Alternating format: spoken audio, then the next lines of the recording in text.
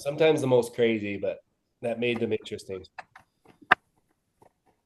All Ooh. right. We got Liam for now, which is great. And I think Shane will be joining at some point. He could be feeding a baby or something. Yeah, But we'll kind of get the intro going and Liam can kick things off for us. sure. First of all, thanks to everybody for coming for the largest Irish whiskey tasting in Canadian history, probably. I just, we have no records of anything bigger than 70 full kits were shipped across the country or picked up here in Edmonton. Thanks to Whiskey Drop and Rachel in the bottom of my bottom corner for letting us leave all those kits there to be picked up, to save me and Sean a lot of work in town here. Uh, during the presentation, just when Liam's talking, we'll try and stay on mute if possible. It just keeps a lot of that background noise out. But if at any time you want to ask questions, we don't want you to not ask questions. So just unmute yourself and chime in whenever. It's not going to be like a wait till we're done talking situation. Yeah. It's meant to be a tasting where we learn, but also can ask stuff. If you don't want to jump in and ask on video, just type it in the chat and one of us will bring it up and answer it at some point. So yeah, questions are good. I'm sure doing enough of these, Liam and Shane don't just want to be talking to you the whole night. So questions are a good thing. At the end, we do have a little prize package to give away. I have a spinning wheel of names with all of the names typed in, but you have to be on to win. So we'll do that at the very end before the after drams start. We remember to do it. And then we also have a couple announcements right at the very end. But in the meantime, especially for the people out east, we'll get started and we'll introduce 2 a.m., 2:05 a.m. in Ireland, waking up to run us through these whiskeys. Liam Brogan from Two Stacks. Take it away, Liam. Thanks for being here. Thanks, Travis. No, thanks very much, everybody. It's great to have so many people join us online. You've done a great job getting all those kits shipped out. So very excited. And yeah, the Canadian market for us has been a very good market. You know, things have been growing over the last few years. And the guys at PWS are very key to that, very central. So we're delighted to support you as much as we can. I'll just give you a little quick background, Two Stacks, for those who are unfamiliar. But we're a bonder blender. We're based in Newry in Northern Ireland, just on the border.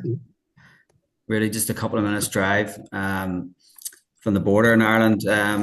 And we set up 5 years ago, really.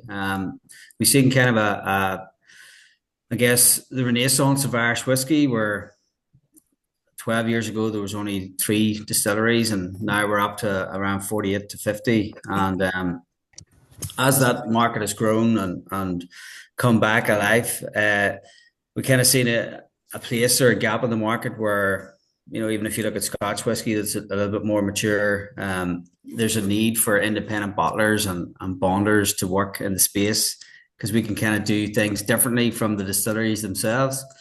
So as the new distilleries have come on board, we've kind of worked in that space where we get to work with lots of different distilleries, either commissioning mash bills, or you know, buying new make, taking it to our bonded warehouse and maturing it through its life, and then get to play with things and blend it at the end. Or we also source mature whiskey from various distilleries as well, and do some innovative cask finishes or blending projects. So yeah, it's quite good fun. Myself and Shane are the co-founders of it, and we also are co-founders of I guess what was dubbed Ireland's smallest distillery, which is Cologne Distillery, a very small batch distillery that focuses on single pot still Irish whiskey, flame fired distillation, warm tub condensing, wild fermentation. So a very craft producer there as well. And with Cologne and Two Stacks, we kind of are really embedded within the Irish whiskey industry, I would guess. So it's been great. Our company's actually 10 years old. We started off in craft beer, but have sort of grown into the whiskey industry as it's become more prevalent in Ireland. So it's a real exciting time, and a little tricky, a little bumpy at the minute, but the excitement from you know ourselves and other great players in the industry is just keep on going with it. So I guess without chatting too much, and we can jump back into different things about two stacks. You guys probably want to get tasting some whiskey, so um, we can jump straight into the first one, which is the our one of our core whiskies is the two stacks double barrel single grain. So we kind of have a core range which focuses on the four main styles of Irish whiskey, which is single grain, single malt, single pot still, and then blended whiskies. Single grain we think is a little underappreciated, really, but it's a lovely style of whiskey. Single grain, what it means, well, single is made in one distillery. Birthday present. Wow.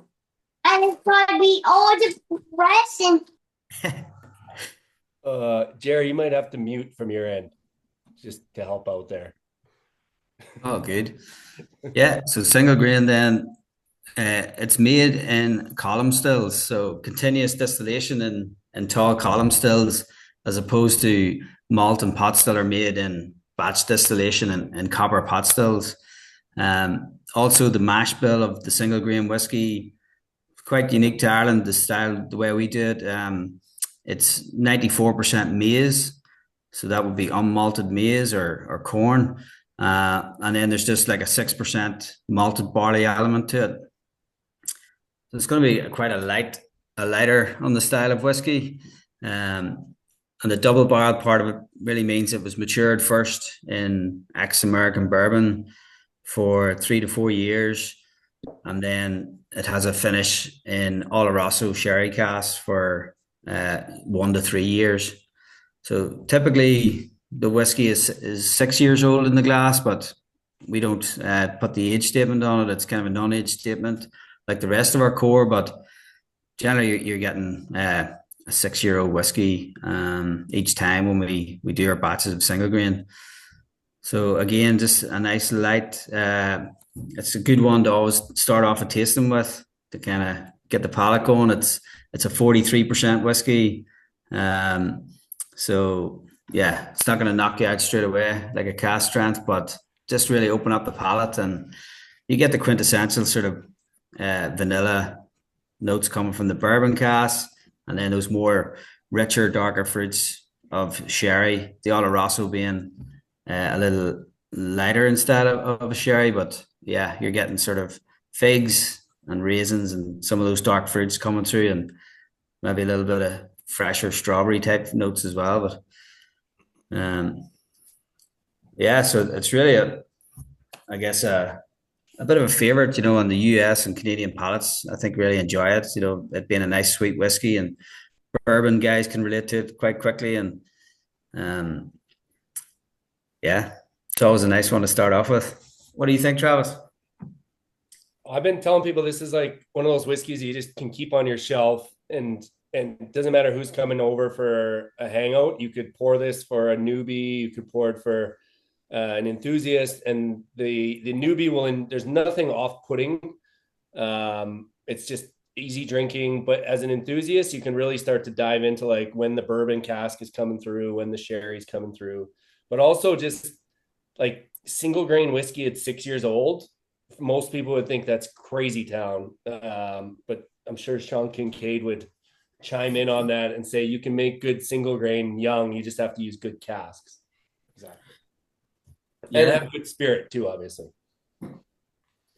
Yeah, that's it. It's definitely underappreciated. Like I guess the majority of grain whiskey that's made in say Ireland or Scotland is kind of earmarked as a blending component, to go into blended whiskey. But I think just adding some malt to it isn't really gonna show it in its true form. Like, it's a great style of whiskey on its own, and I see like a few brands have maybe championed it more than others, but definitely we like to call it out as, single grain, and explain to people what that is, and how it's made in Ireland, and why it's a little bit special, really, and all Irish whiskey has what's called a GI, or geographical indexation, that it can only be made in Ireland. And behind a GI, you have a technical file, or a specification of how the whiskey can be made. So there's some nuances to it that differentiates it from other grain whiskies. And in general, it's maize that's used here in Ireland, along with a little bit of malted barley, that just sort of, well, it helps in the production process of activating or breaking down enzymes. When we're going to distillation. But I guess a lot of maybe Scottish single grains would have a wheat base, wheated or maize. But typically, Irish whiskey is maize, and this particular single grain comes from the Great Northern Distillery. So these guys are quite good at making single grain. They previously owned Cooley Distillery, and then which was sold to Beam Suntory, and then later founded Great Northern. So Great Northern's about 10 years or 11 years in production now, and then Cooley was, it was founded in the, I think it was 1987. So John Teeling, the founder of both companies, and his team there, David Hines and Jim Finn. I guess David Hines, he was the engineer, the guy who puts together the equipment for the distilleries, and he's behind all the production. They really nailed how to make, a lovely grain whiskey. And I think if you try some of the older coolies, like we use a lot of sort of 12 to 16, or we've used some 21, 22-year-old coolie grain, and it's just great product. It's delicious. Well, no, we can't say anything. Never mind. Moving on. There's another. Can you just say it, because we're all curious? Later. There's a single grain that looks very similar to that one that hit Alberta as well, and it's a rye cask finish, and it's unbelievable. The rye cask just gives it a little bit of that spice, takes the sweetness off. But yeah, the two of them, I have multiple bottles of both of them, including some that I still have at a store because I'll drink them too fast if I don't pick them up. Yeah.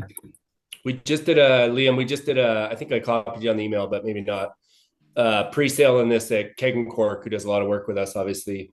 Mm-hmm. So they just brought it in on a little pre-sale. So any of the stuff tonight, guys, just fire me an email and I'll send you in the right direction.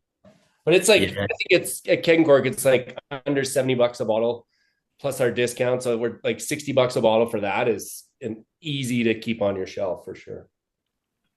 Yeah, it represents good value. I think single grain style, and as we mentioned there about the rye finish, that's kind of what got us into the single grain initially.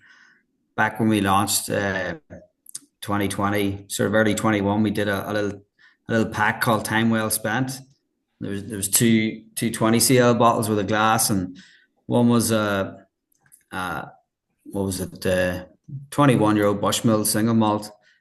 And then we had a 12-year-old single grain Cooley rye finished, and it had cask strength, and everybody said, this Bushmill is amazing, but this Cooley's blowing us all away. We didn't know single grain was so good, and it won the best single cask single grain at the World Whiskey Awards, kind of the first time we entered. So it's kind of this Cooley grain and G&D grain's got legs here. That's go for it, and I guess putting it into the core range and just having the nice sherry finish on it is great. But we always sort of have that 12-year-old rye finish kicking around somewhere, and I've done some other cool finishes like with tequila and vermouth and different styles as well.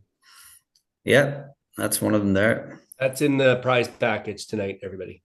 That's the 12-year-old rye grain cask or rye.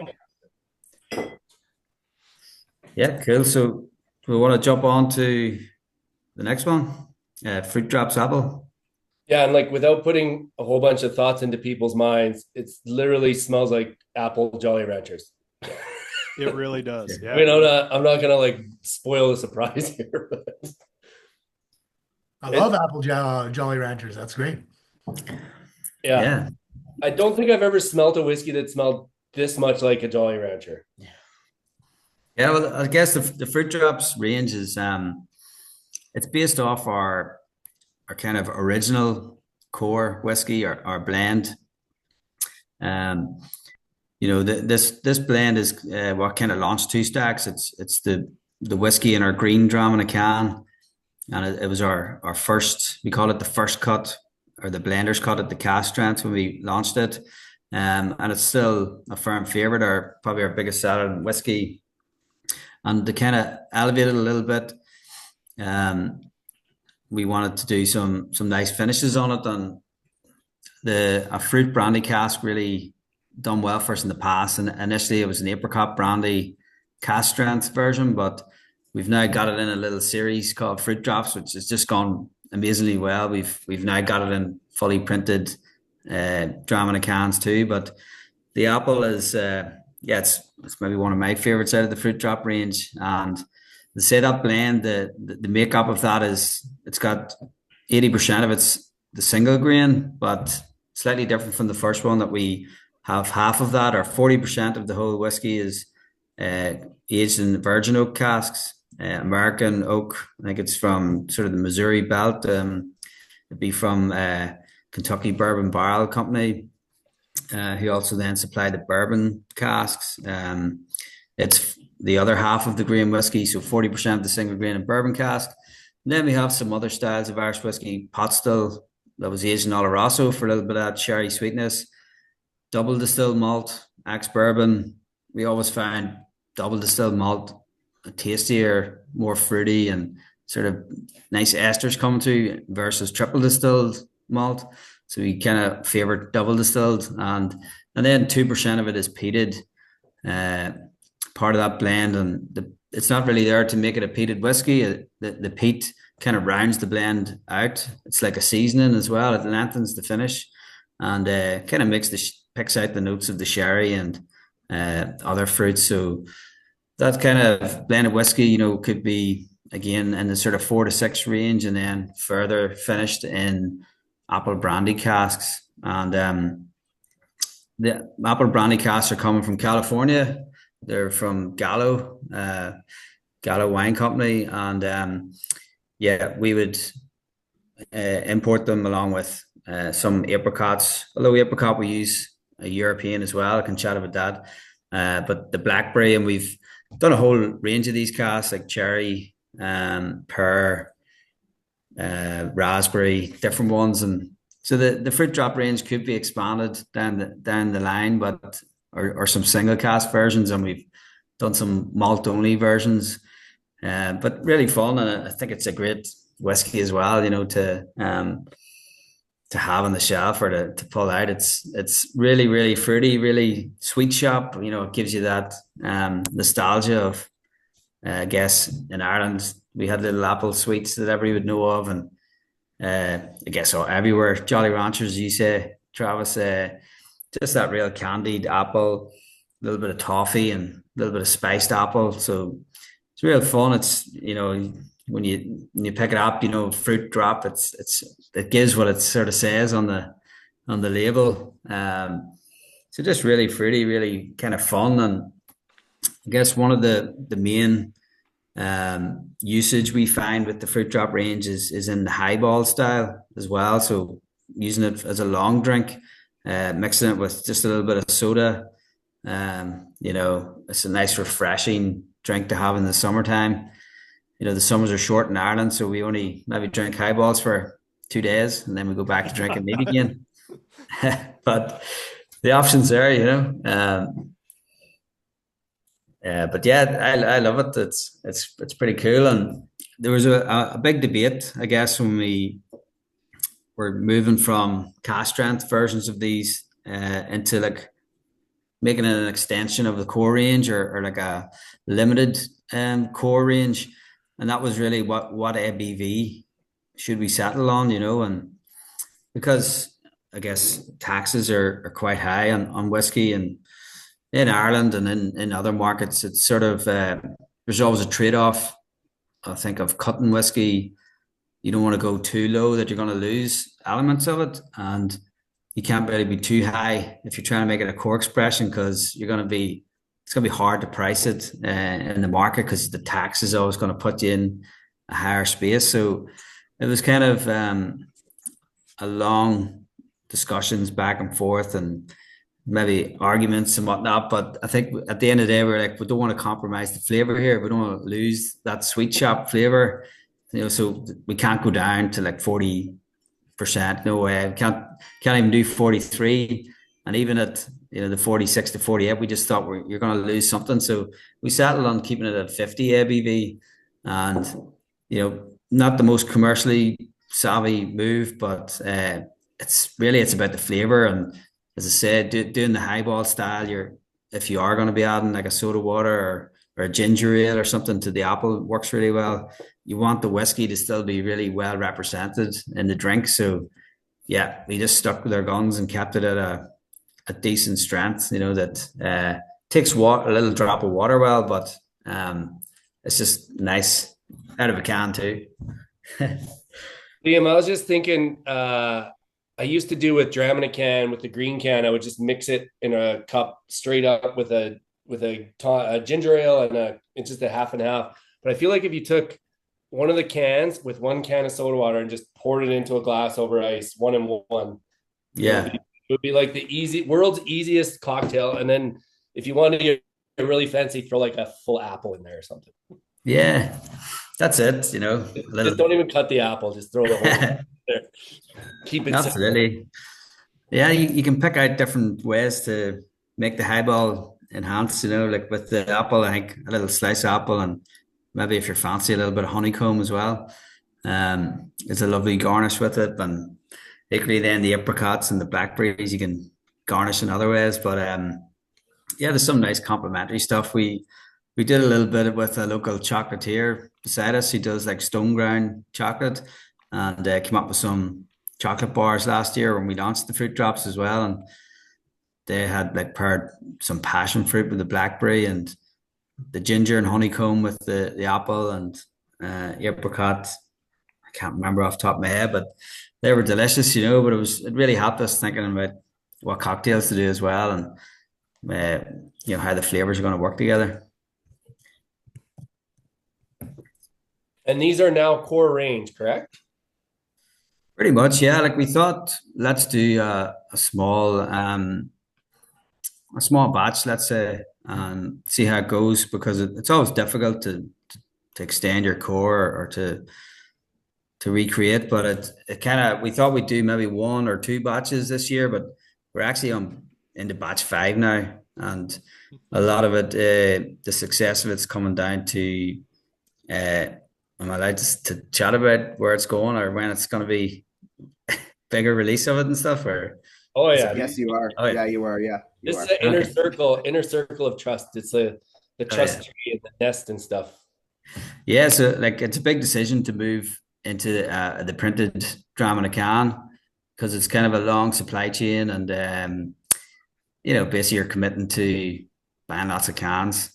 So we were thinking like we would do take our dram in a can and just have a white can and label it and kind of put it out there and see what happens. But it doesn't look as good as the normal set of dram in a can being fully printed. So when we were chatting with you guys and had the opportunity to pitch to the LCBO, that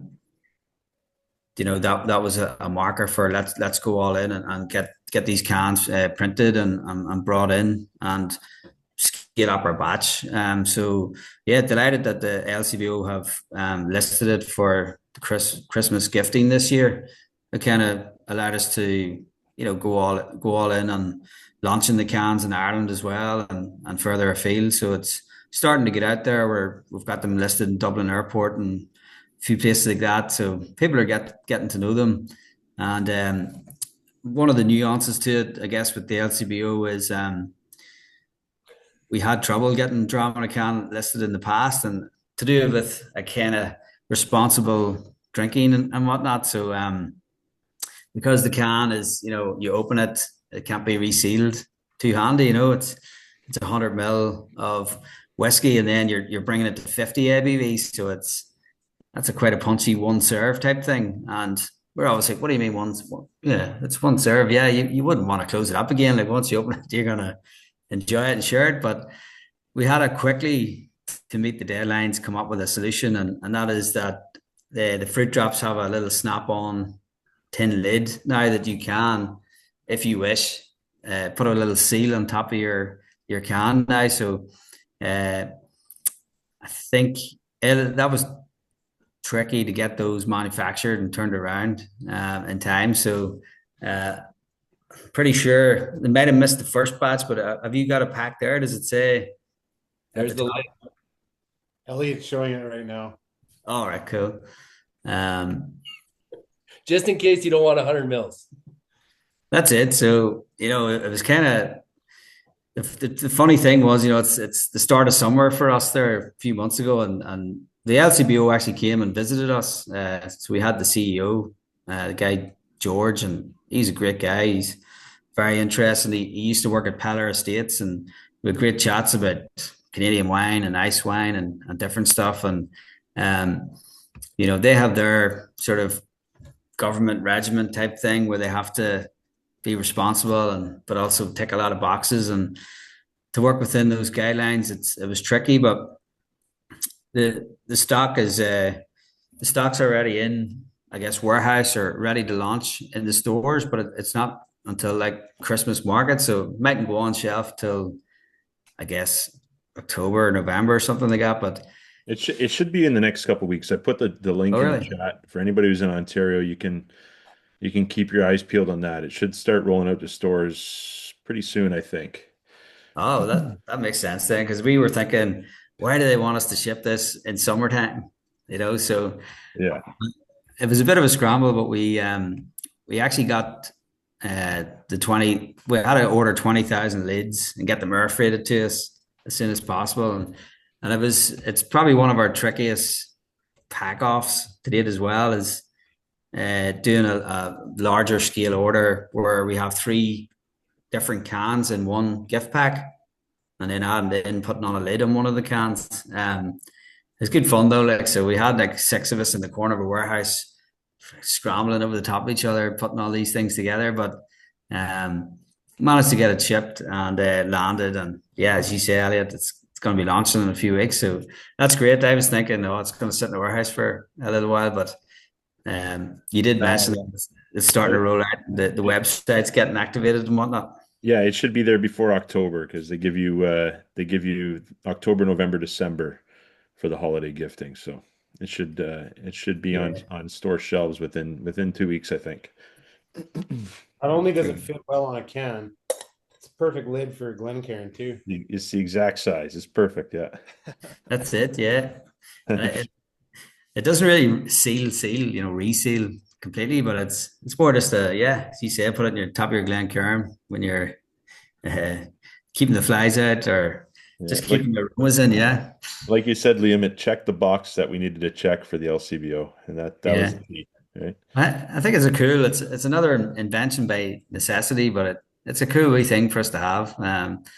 But yeah, we kind of went on Facebook and asked the Two Stacks Nation, which would be a group that kind of followed Two Stacks. It's a private Facebook group, but anybody can really join it if they're into Two Stacks, and kind of asked people, what do you think of this here? A can to reseal, and everybody thought it was hilarious. Why would you want to reseal your can? But it could be useful. I'm thinking like you open one on the golf course, it's bouncing around in your thing. Maybe it'll just limit the lossage in the golf cart. That's how I'm going to use it. Yeah. We should probably get on to the next one, Liam, just to try and keep the pace of this. Sure. So the next one's Fruit Drops Apricot Brandy Cask, and this was the original cask that put us down the path of Fruit Drops. But really back in 2020 when we launched, it was Belfast Whiskey Week. just before, I guess. Well, we did sort of our, as I said, the blender's cut cask strength in four different casks: a port, a sauternes, a rum, and then an apricot brandy. And people thought the apricot brandy was amazing. It was exciting. They hadn't seen it before, and it came from it's a Pernod company. They own a brand called Arat, and they make these apricot brandies in Armenia. Really high quality product. Actually, it's sort of it's 6 year old cognac that's blended with sun fermented apricots, and then further barrel aging happens to it. You can see if you look up Arat, A-R-A-T, or maybe some sort of spelling like that, but you can see that they do ranges right up to like 30 year old apricot brandies. And they come they're French oak casks, so you're getting a cognac sort of background to it. Lovely French oak, sort of cinnamon spices as well come through, or baking spices. And the modern version here, or the current version with fruit drops, we are using both casks types, which is the European French oak, Armenian apricot brandies, and then also an American version, which is ex bourbon casks. The finishing on these is actually taking us about 2.5 years, and that we have not a Solero, but generally a batch of fruit drops now for us involves at least 5 casks. And the ratio with the apricot brandy is 2 French oak to 3 bourbon. We kind of vat them together to make a batch. The bourbons have slightly younger maturation. It can be from 3 months to let's say 18 months, and then that older European one being 2 years. And as it evolves, we keep we would bottle part of the vatting and then recask some of the vatting. So in theory, as fruit drops continues, some of the oldest aged distillate is always going to be there. So kind of a Solero method to it, but it really rounds out and gives us the best of both worlds, and that you're getting some young, fresh fruit flavors, and then some more older, more mature, toffeed type flavors. So the apricot, I think, versus the only French oak, has got more freshness, but maybe a little bit more floral notes as well.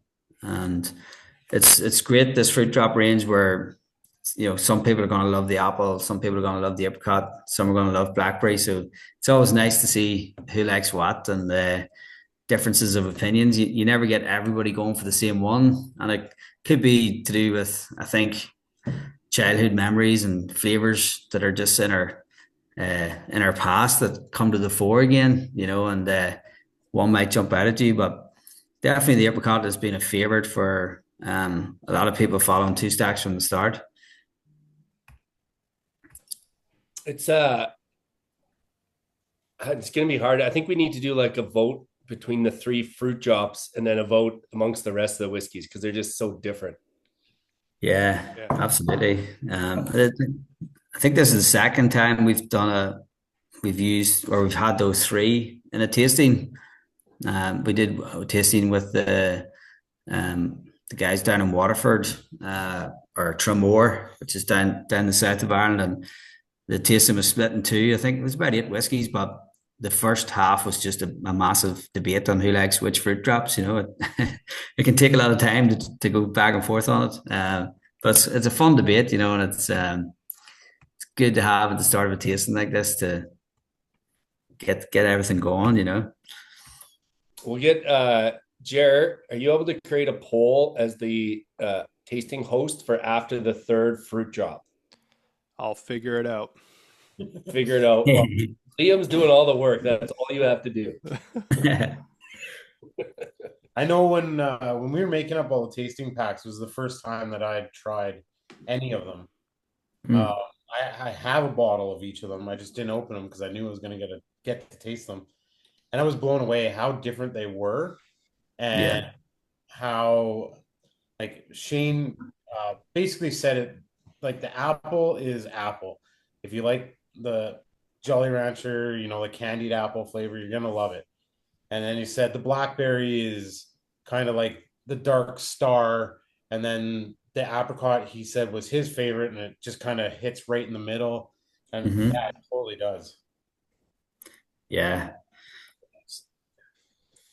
No, absolutely. I have a question. Were you guys like generally surprised by these, how they kind of turned out? Like these, they're pretty punchy, they're pretty jammy. Like there's a lot of flavor there. Were you guys a Mhm. little bit shocked? I obviously you watch the progression and like the as it ages, you're tasting it. Yeah. But you really like, was there like kind of like these like almost like really sharp jumps and peaks and stuff that you kind of like, whoa, what's going on? I think so, yeah. Definitely, like for me, the one I always was a little wary of was like the blackberry one. It was just how much blackberry. Like I guess initially when the casks come in and you smell them, it's like, oh my God, these are like really, really punchy. Like, it's kind of like it's a bit crazy doing, putting this in. Um, and they take on the flavor really, really quickly. So like a 3 month finish could be all you need and what you can do, but I think it's great that we've had some of these casts for a longer time, like sitting for 2 years and doing that method of let's take some short finished, medium finished, and long finished, and blend them together to kind of get flavors from all sort of ways it's going. But it was quite surprising, just how and the difference between the American ex bourbon apricot brandy versus the French oak sort of cognac based apricot brandies is really really surprising too. They're totally different. Like, but it just kind of it's a cool thing where it all comes together and it's meant to be a bit of fun and not we don't take it too serious. But yeah, as I said, keeping the ABV nice and high, it's flavor forward as well, and it's kind of you want it to taste like what it says, but we also like there's a few others that are really great as well that we haven't released yet. There's a raspberry one which won best blended limited release in the World Whiskey Awards last year for Irish whiskey, and I think a few of the bigger guys, Middleton and whatnot, were like, oh, we wanted to win that one. I can't remember if it was Method Madness or one of the other whiskies. Is we topped it, and we've done that a few times with a couple of our whiskies, and it's pretty cool. People are going, those guys are a bit mad doing this type of stuff with whiskey, but yeah, it's kind of that's what we're about. A little bit do things a little bit differently, take risks, and wouldn't I don't know if innovation is the word, but just yeah, let's go places where we haven't seen anybody do it before. Not to be the first to do it, but just this seems cool. Let's do it. I'd say innovation is probably apt for some of these. I mean, it's there's definitely innovation there. Don't sell yourself short, Liam. Okay. Good man. And yeah, the final one, if everybody's ready, is the blackberry. Then, to me, I guess I remember one time being up with Brendan in Cologne. I don't know if anybody's seen the blackberry rum that he had done before, but I remember I helped him make that there, mix it, and the smell of blackberry was really, really intense when we were making it. We had like bags and bags of blackberries that we were tipping into like this fermenter and whatnot. And this kind of really reminded me of it, of just, intense blackberry. And it took me a while to come around to it. I think actually it's just sort of so unusual, I thought, like apple you can kind of get it, it's an apple sweet, but blackberry with the whiskey, yeah, for me this was a challenging one, but now I've really come around to it and I really like it again. It's maybe a style that you see Crown Royal and a few other brands have blackberry whiskey, or maybe it's a liqueur or whiskey liqueur type thing, but again, just yeah, pretty cool. And some of the guys, this is their favorite. Like it says Shane's maybe tipping towards apricot, but I think most others in the warehouse love the blackberry, love the smell of it when we're vatting it together. So yeah, pretty cool. You're going to get those sort of more intense than the fresh fruit, candied and lots of floral notes and a little bit of herbaceousness as well, I think. It's almost like a botanically note, like a little bit of like gin on the nose almost. Yeah. Yeah, there's maybe like a Geneva type vibe going on there, where it's not like, yeah, maybe it's gin like, but it's got the maltiness of a whiskey type thing going on. And yeah, you're getting those sort of botanically like junipers or some other type berries. So really unusual, very floral. I always thought, almost potpourri type smells to it, and it's just really interesting, really something that you can deep dive into. And again, the highball style really works beautifully with it, and um, some other long drinks.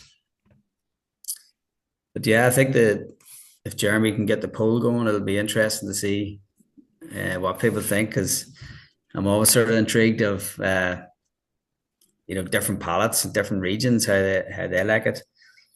It's weird. Like Ashy and Pete have come out for this one more than the other two. So people are saying that the peatiness is popping more on the blackberry than the other two. Have you noticed that as well? Yeah, no, that is a great point. Like, I think it does that sometimes, as I said, the peat's there as a seasoning as such, and it picks out fruit flavors. So um, it's probably working both ways, where the peat's making the blackberry taste more, but it's bringing that peat together or along for the journey. So this one's all ex bourbon sort of cask finishing. There's no like European version of this here, but you're getting, yeah, some just like an intense fruit coming through, and it's that base, like only 2% of the base whiskey is peated. So it is cool that you can notice that, the same whiskey in the three styles, but one lifts the peat a bit more. Are these I gotta say, What's that, dude?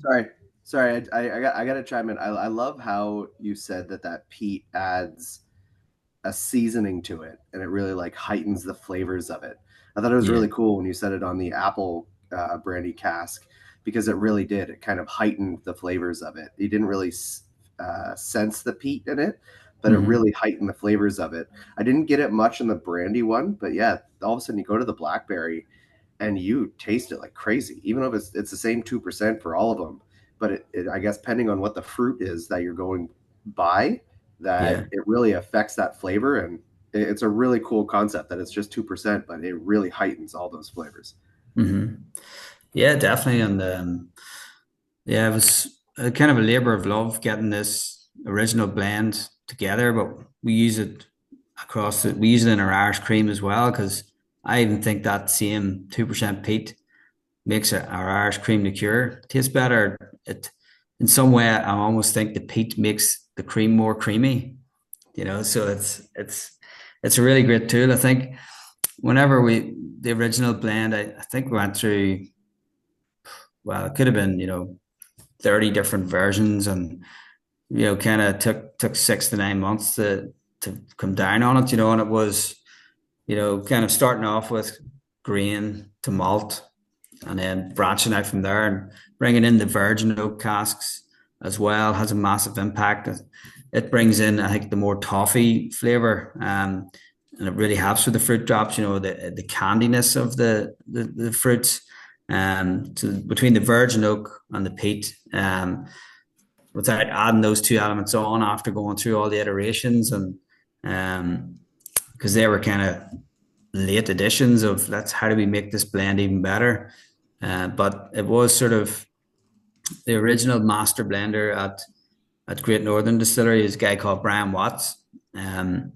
He kind of steered me towards that as well, where I don't think many people in Ireland would have been wise to it, but he came from Scotland and was like, most or a lot of Scottish blends, even the ones that they're not transparent, I guess, like us, would give a breakdown of exactly what the whiskey is, but a lot of them would have a small element of peat, and for that reason of it's a seasoning, it's a lengthener or an enabler.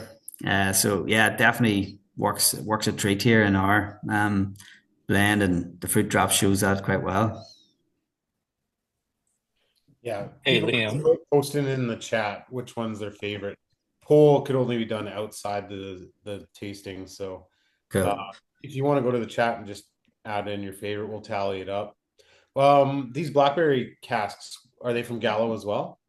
Yeah, they are indeed. Yeah, so we can get basically all the range from Gallo. That's why it's instead of having to go here, there, and everywhere, but it's we get them through a broker called River Drive Cooperage. They're like based in Buffalo, New York, and they're the same guys who have to source the Canadian ice wine casks. So um, I guess when we said, we love the apricot brandy casks. Do you have anything like that in the US? They got us sort of this supply from Gallo, and there's a whole range. There's probably 12 different fruit brandy casks that we can get from them. I think we've done at least 8 or 9 of those.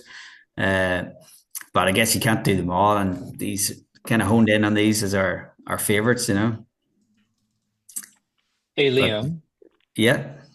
I love finding unique whiskeys with Mhm. unique noses, and this by far the blackberry really stands out. So awesome job. Now, I like this at 50%, but is there any chance at some point of getting a higher ABV even in a single bottle? Yeah, yeah, we actually have done the blackberry brandy in a cask strength, and the cask strength is 63. Uh, Nice. it's super, super punchy. So we do get asked that a good bit. And the kind of there's a few bottles kicking around. I know we have a few bottles in our warehouse. Now it's hard to travel just to get a bottle, but what we do generally is we kind of work with a local artist, a lady called Frankie Bannon, and we do some warehouse exclusives where she paints the Cool. bottles for us. So Nice. we've done a whole range, and generally we focus on this fruit drop. But when we use the blended whiskey, sometimes we just take one of the barrels and put like a 6-year-old single malt, usually a double distilled single malt, and let that one sit on its own, and then that becomes a warehouse exclusive in a painted bottle. So I think we've got one of those coming down the line of like another version of blackberry. Nice. But if you're lucky, you might find the original cask strength blended one as well. Maybe on Irish whiskey auctions or something like that. Or if you're ever over in Ireland, I'll definitely have some in the warehouse. You can drop in and taste. And All I don't know right. if Well, I'll follow up with you to see if I can get one here somehow. yeah. Maybe Cool. have you had that one, Travis or Sean? No. We don't get any of them here, but maybe what we can do is see what the number one was based on the chat, and maybe we'll talk about bringing in some sort of like cast strength version of the number one from tonight through. Yeah, Maybe we can look at that down the next order or something.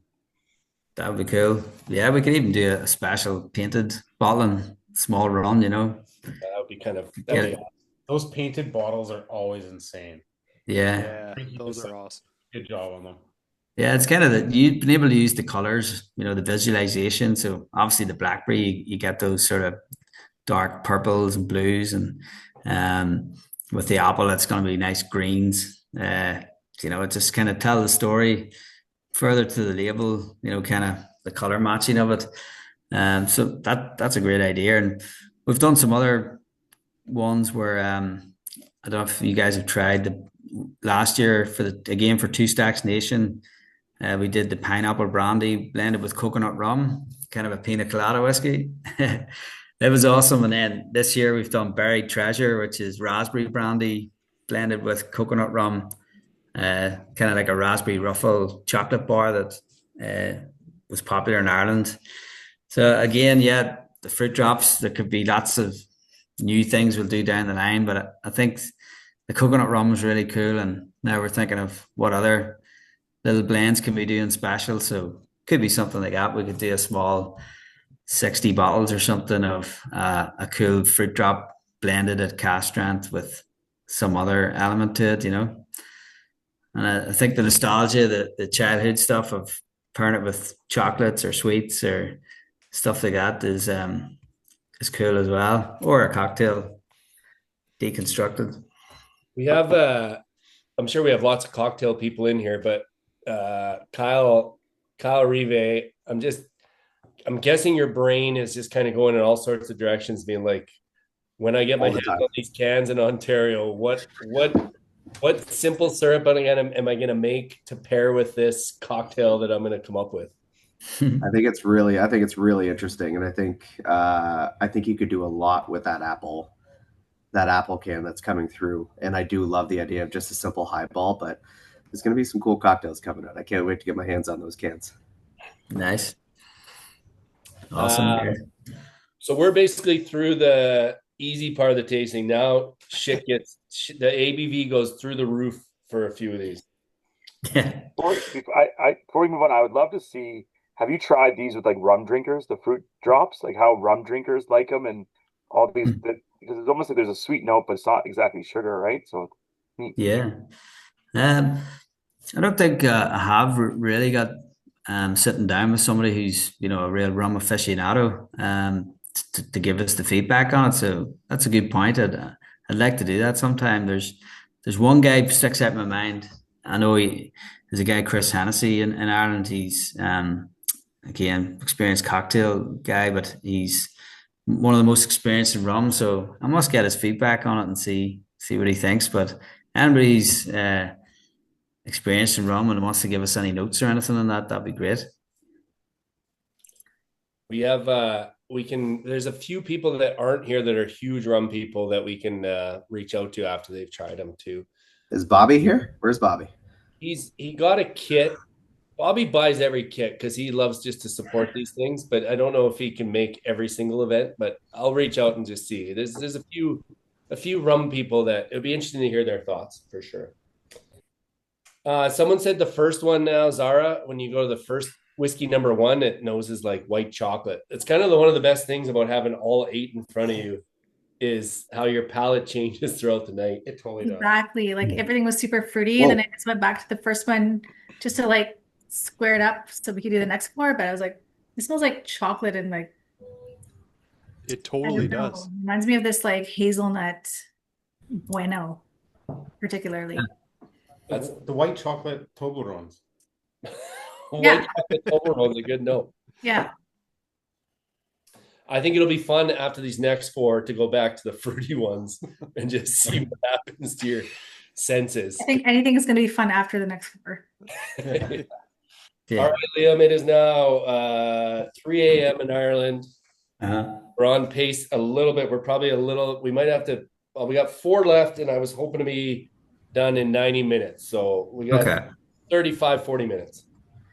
Alrighty, well, the next one. The clock behind him says 2:55, so let's not jump ahead here. Yeah, we're all good. No, the next whiskey is really kind of special to us as well. It's one that, again, won an award kind of early on for us. Pairing a single pot still with a Canadian Cabernet Franc ice wine cask finish. And my brother-in-law, Stephen Longridge, is in the chat here as well, or on the tasting. And I think it was 8 years ago, was over in Burlington, Ontario, for Stephen's 40th.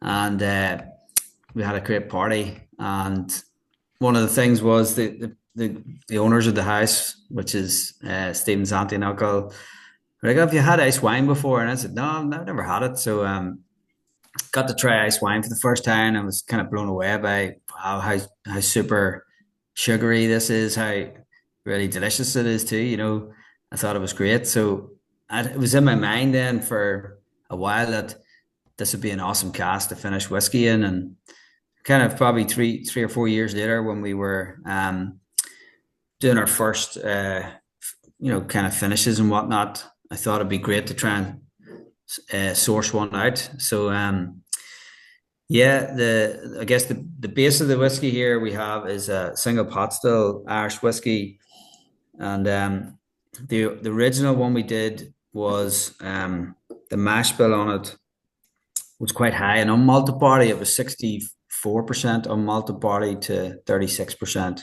malted barley.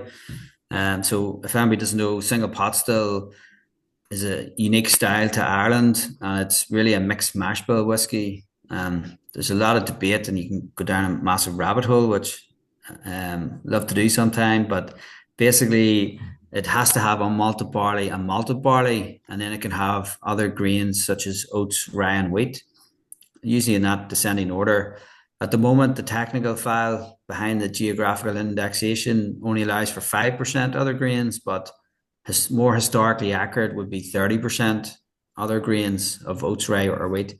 But this particular one is just malted and unmalted barley. And then that sort of spicy pot still, we want to pair it with, I guess everybody has done sherry a lot, and sherries are great with pot still, but this unique ice wine whiskey, we went to source the barrels, and the guys at River Drive Cooperage came up with the goods for us and been able to get a supply, and it was from Enniskillen Winery.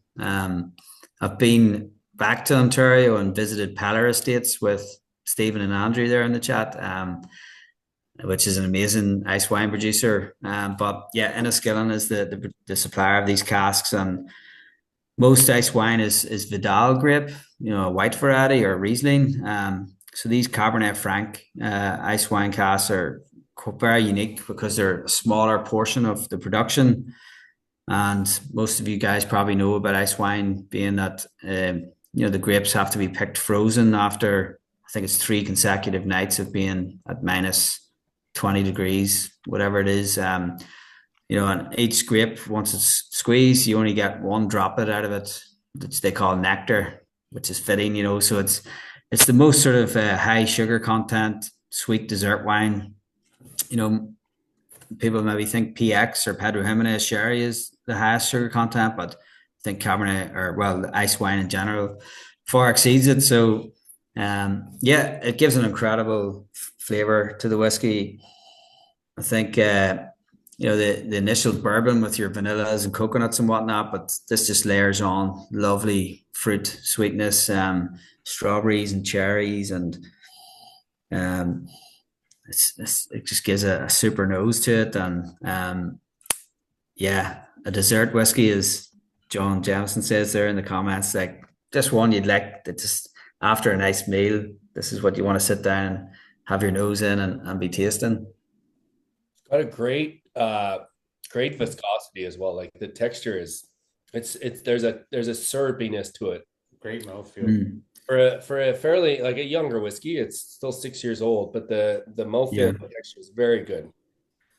Yeah, well, that's it. And I said that the barrels are ex-French oak, very high quality barrels. There's a small number of producers really of ice wine, and it gets more difficult to produce this product, with global warming and whatnot. And it's sort of a testament to them that they continue to produce it. It's very unique, and it gives such an amazing product. So I get probably most of ice wine is sold at the airports there, and I guess, and then a lot of it's exported overseas as well I believe China is a big market for it. So you don't really see it around too often in Ireland or UK, except for like, real high-end restaurants might have it on a menu of their dessert wine. So it's really cool. I just think it's an amazing wine and amazing whiskey, pairs really well with the whiskey. So we got, like, I think the first time we got 1 barrel, and then we went back and said, look, these are class. We want more, The second time we got 4 barrels, and then our third time going back and asking, I think we had to skip a year and wait again. And then we managed to get 12 barrels. So right now we have good bit of pot still and some other whiskies aging, some peated whiskies as well. And it's really amazing with peat too. So I think this ice wine barrel would be around 2 stacks for a good while. We've, as you say, we've got this 6-year-old, we've got 8 and 9-year-olds in the warehouse, and we've even done some finished some 18-year-old Bushmills malt in these ice wine casks. That was an exclusive for Temple Bar, which is like Liam, don't get Sean going. It's a little early. I don't want to get him too excited this early. I know. Bushmills and ice wine casks. He just about exploded next to me here. I could see it in him. He just started giggling. It's really good, it just, but I'm kind of with him on that one. This actually is my favorite dram of the year. Oh, wow. Thank you, sir. Yeah, but Ken, you barely drink whiskey. I never touched Rookie over here. Rookie of the year. I know I grabbed a bottle of the 7-year that was released like a year. I have that one. So good. Well, I'm on my 3rd bottle of this. Awesome. Anyone that wants a bottle tonight after trying it you're screwed. Kent bought them all. I tried. I think the first single cask we released was a 7-year-old single pot still, and the Irish Whiskey Awards, are quite good for us, and in Ireland they're totally blind tasted by whiskey societies, and you don't pay to enter them, so it's very impartial. I think they're quite well run. The guys at the Celtic Whiskey Shop run them. They put a lot of work and effort into it. So the year we submitted this was the year that Middleton released Blue Spot, and I think it was Red Spot as well. But anyway, we won the best single pot still 12 years and under. So we kind of beat Blue Spot, and as I said, going up to the award, you could see the Middleton guys going like, "Oh, who's these 2 stacks lads? Where did they get these barrels and all this sort of stuff?" So yeah, it really was one that put a stamp on us for kudos. I guess some people might, think, they're playing around with fruit brandy casks and all. That's a bit different. It's a bit out there. But then we can do a serious whiskey too. I think a nice pot still with these really interesting barrels. Really sort of go out and seek out something that's unique. So it's pulled off that way too. That this gave us a lot of kudos winning that award. I think it was 4 years ago. So definitely one of our favorite whiskies, and this is maybe the 3rd or 4th iteration of it, being a 6-year-old. We actually had an 8-year-old that we could have released, but we found that this 6-year-old was actually tasting a lot better. The 8-year-old, we're going to let it continue on. Maybe it might have to be a 10 or a 12-year-old before it's sort of settles where it needs to be. But this 6-year-old, we just thought, the freshness and the effect is there. Like it's tasting lovely. What I love about them is that's a PWS cask, the 12-year-old ice wine cask. That's a PWS cask now, or is that what we're doing? We'll just bring it here. It's okay.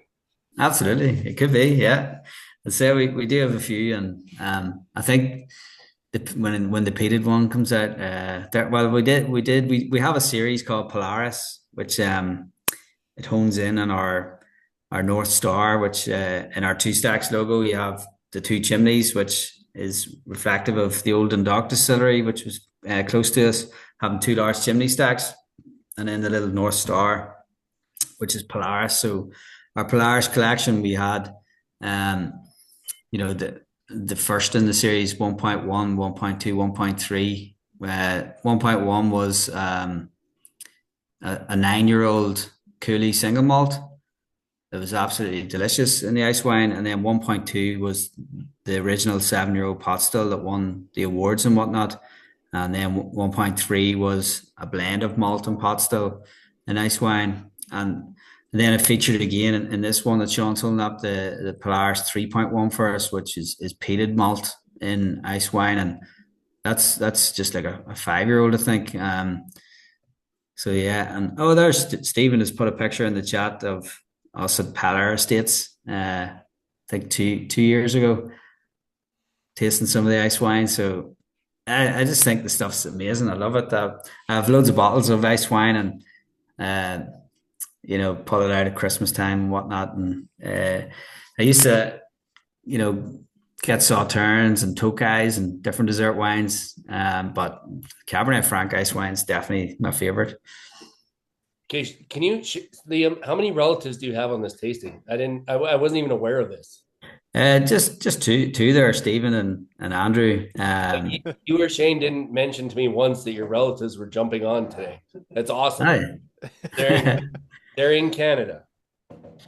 Yeah, so Stephen's living in Toronto this last 12 years or so, and Andrew next to him there is his cousin's future husband.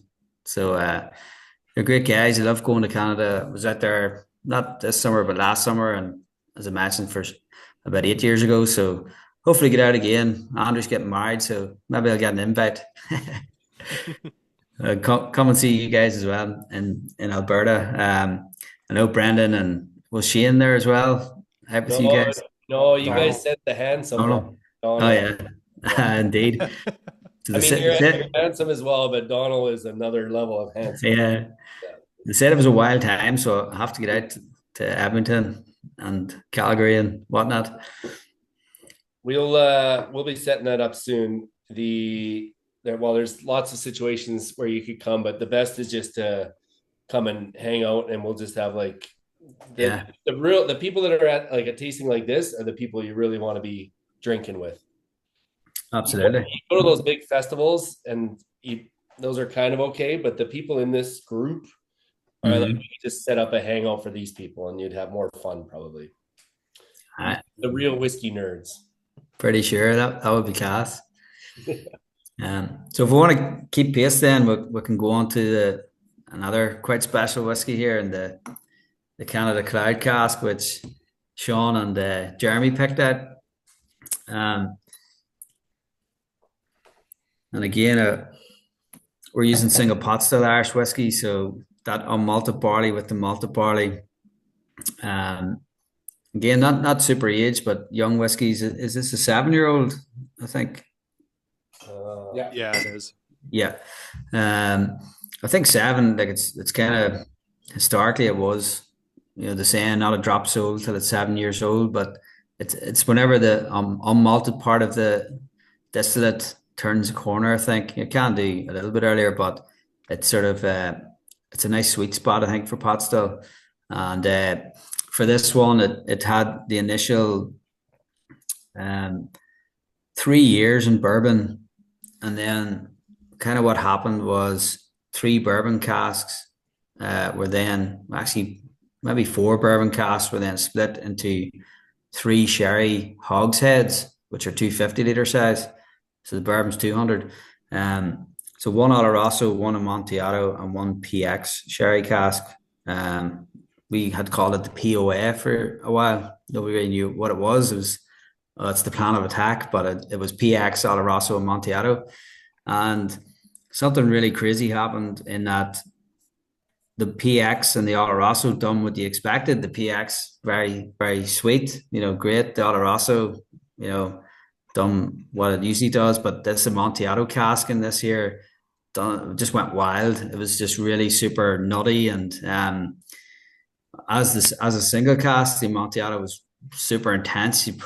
Some people mightn't enjoy it at all, but what we did then was recast them together at the end, and whenever it was, let's say, 6.5 years old, so it had 3 years in bourbon, 3 years in these 3 sherries, or 3.5. And then we finished it in Bodega Spinola, Pedro Jimenez cask to remarry at the end and kind of add another layer of that PX sweetness. So yeah, a triple sherried single pot still Irish whiskey. So a lot of cask influence in this one. And you guys picked it out. I think the cask strength, like the real cask strength, was maybe sitting at 55.7, but on tasting, just that tiny drop of water, leveling it out at 54, kind of set it off to a great drinking strength, and you just didn't want to go any lower, which is great. So anybody can add a little drop of water to this if they want, but at the 54, you're getting I think, a lovely strength there. When you sent us this, Liam, and then so we broke it into 3 samples. Sean, Jeremy, and I all tried it blind, and then voted our favorite, and then came back, and this was the obvious winner. But when you sent us this, were you like, we shouldn't have sent this to those guys? we should have sold this like at home or something, or like, because it's absolutely remarkable. Like, it's so good. Yeah. Well, like, it kind of we knew it was a great whiskey, and then we're like, these guys, PWS, like, they know what to do with great whiskey, so that's a great home for it. We're delighted to share it or get it out to you guys. So, no, we were happy to get the samples out to you, and delighted that you liked it on your side too. So, yeah, it's a delicious whiskey, and sometimes you go in search of like a sherry bomb, and I think this does even better than that. It's kind of, you're picking out the different sherries in it. There's, as I say, that real sweetness from PX is an overarching type thing, because it's had that last finish and more PX. But I'd say that Amontillado is giving that dryness and a nuttiness, and the Oloroso in kind of the middle there. So it's just a great whiskey that you just keep want to go back to. It has that nice drying effect that within 30 seconds you want to go at it again, and it's very rich, and we call it triple sherry, but you can't forget the first 3 years in bourbon brought that lovely vanilla custardy notes as well, and coconut and whatnot. It's got a good, it's got a lot going on. That fig and raisin and dark fruit, a little bit of spiciness. Jeremy and Sean, this is the first time they've collaborated on a cask. I would just maybe ask both of them to just, because this is the first time you've ever done this together, but like, what was it about this sample that stood out to you guys? And also, maybe tell the story, because we did pick another cask, Liam. So yeah, I can Cole's notes that story. So we were sent 4 samples originally. They were all phenomenal.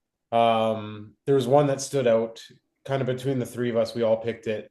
And by the time we had tasted it and then sent the reply back, they're like, oh yeah, that's our Christmas release this year. So then we said, okay, well, what else do you have? They sent us 4 more samples.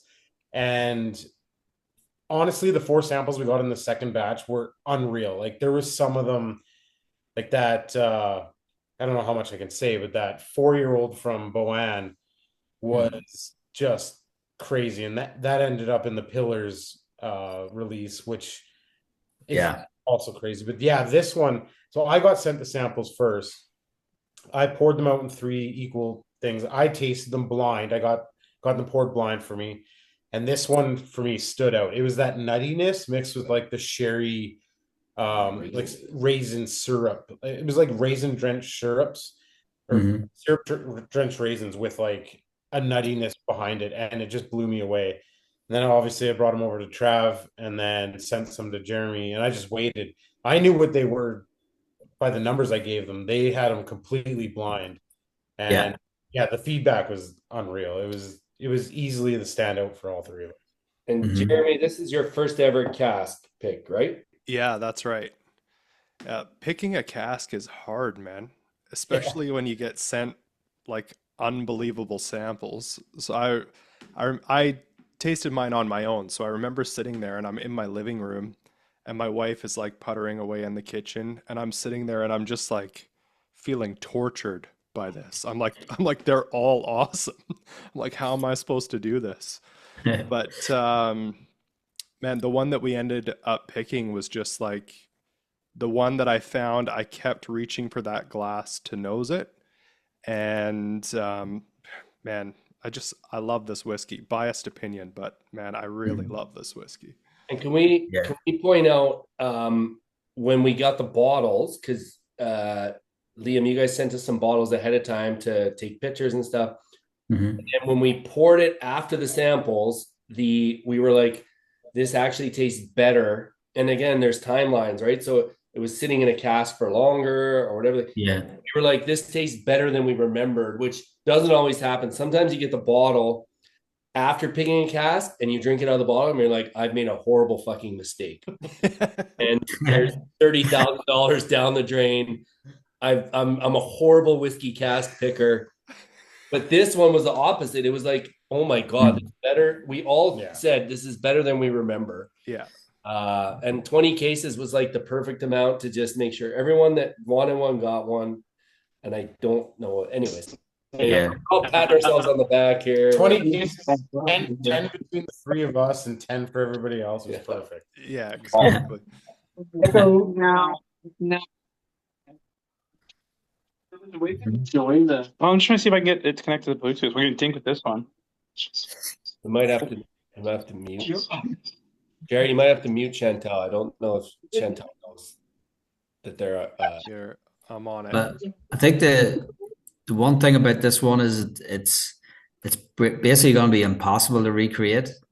I think, we could try, but it'll take at least 6-7 years to find out. But it was that Amontillado cask was just an outlier. It was the driest and nuttiest thing in the world, and as I say, on its own, it's maybe wasn't even drinkable to some people. I remember tasting it going like, wow, this is super intense. But once you then pair it with the sweetness of the other styles of sherry, it just, wow, this vatting is not really a blend, but this vatting of whiskey is made by the sum of its parts, definitely. And you're never going to find this Amontillado cask. It was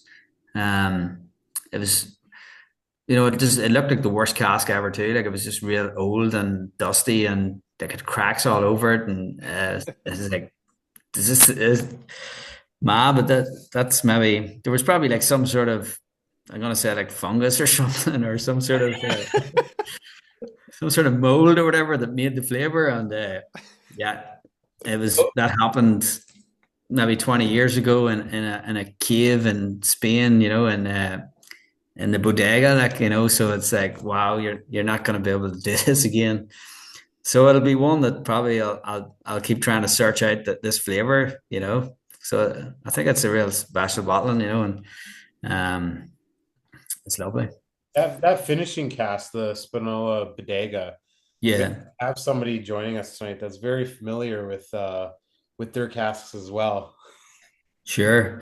Caitlin, I don't know how much I'm allowed to say on a chat like this, but was working at a distillery, and they released a 10th anniversary cask, and they did it in the same bodega casks.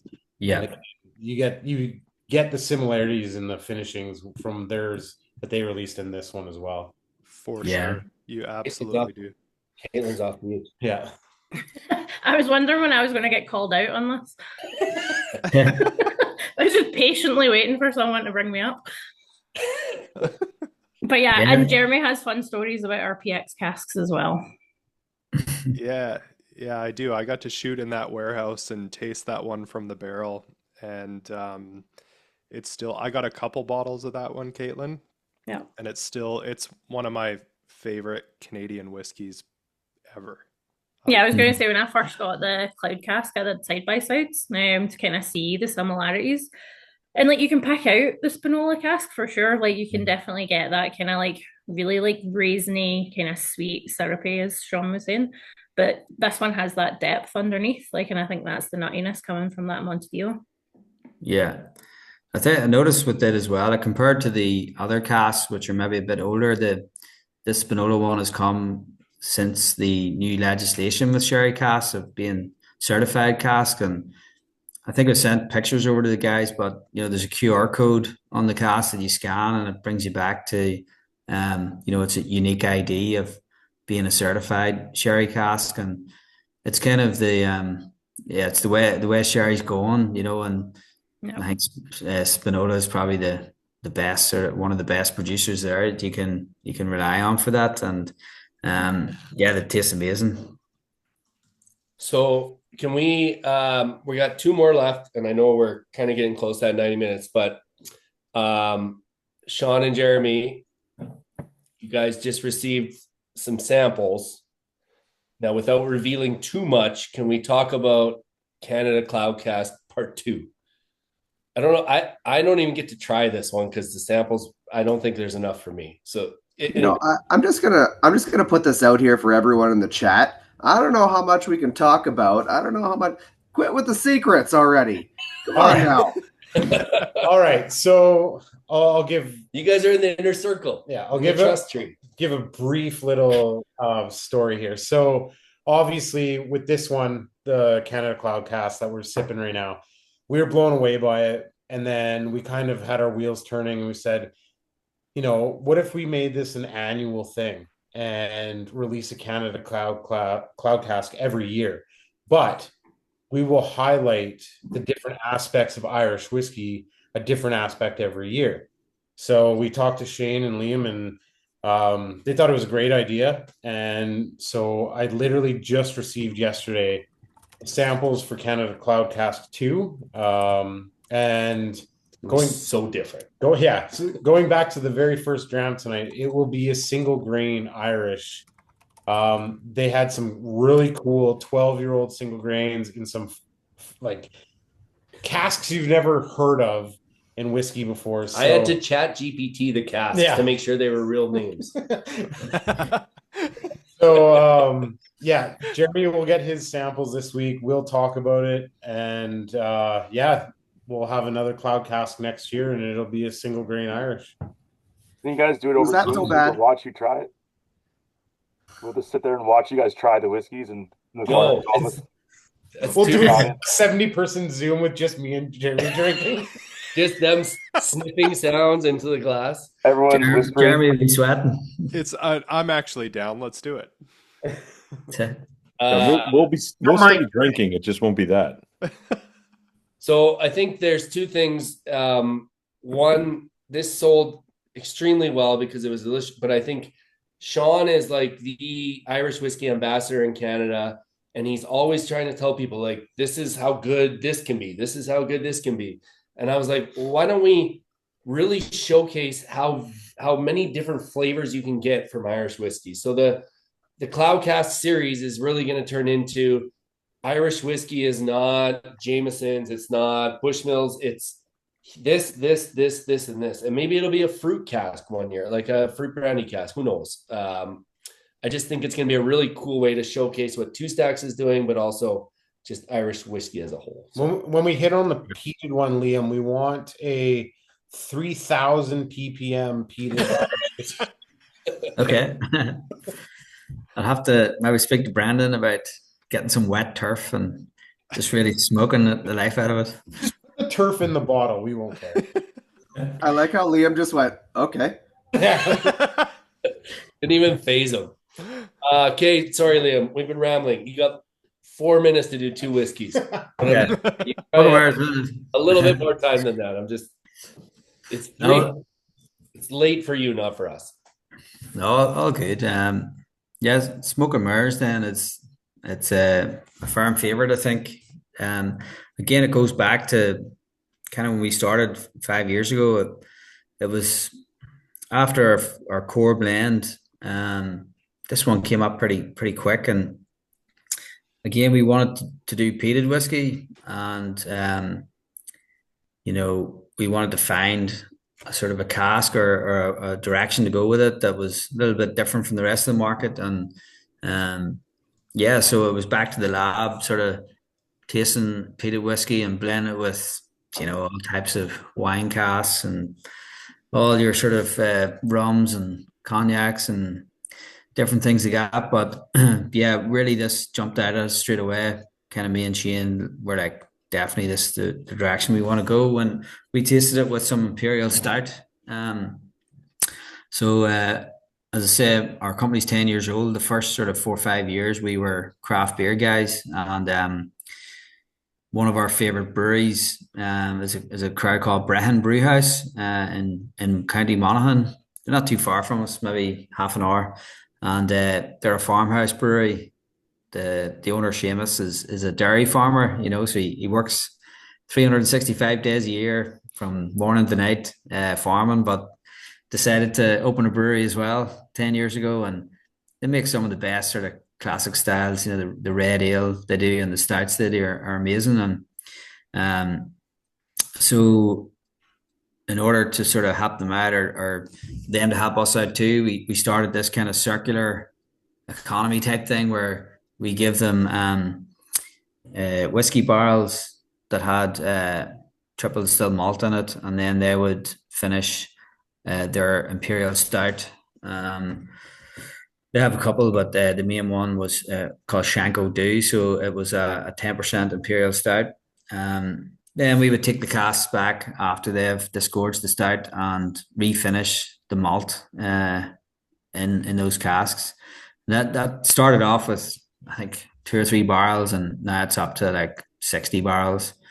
Not that we use it all, but there's a great supply going there of imperial stout and whiskey. But yeah, pairing it, you know, with peated, it's kind of taking the chocolate and coffee notes from the imperial stout casks and dialing it up a little bit with, again, peat. Not a small amount that is a seasoning, but a 30% of this vatted malt is the peated. So you're definitely going to taste, you know, a smokiness to it. And again, similar link to our original blend, you know, we added in 10% of it to be double distilled malt, which again, the fruity esters kind of come through as well. And we settled on an ABV of 48 because we wanted to make it a core whiskey, but again, didn't want to drop too much. So Smoke and Mirrors was kind of born as a one-off peated single malt, but ended up sticking around, and it still is today, of being an extension to our core range. So yeah, to me, it's a great sort of whiskey that imparts the more of a campfire smoke. You know, it's compared to Scottish peat, you're not getting any of that sort of Islay,